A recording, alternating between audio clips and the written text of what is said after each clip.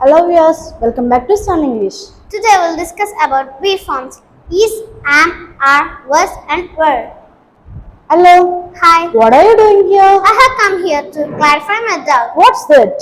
I have bit confusion like in using be forms is, am, are, was and were. Let me know also this it. I didn't know where and when to use these be forms. Is, am, are used in the present tense. Was, were are used in the past tense. Is, am, was used with the singular subject. Are, were are used with the plural subject. We use them with the pronoun like with I, am and was. With we, are and were. With you, are and were. With he, is and was. With she, is and was. With it, is and was. With they, are and were. Thank you so much. I have understood. Now I'll say some sentences. I am a student, present. She is a teacher, present. She was absent yesterday, past. We were dancing last night, past. Excellent. So nice of you. Bye. Meet you later. Thank you for watching Sun English. Please like, share and subscribe.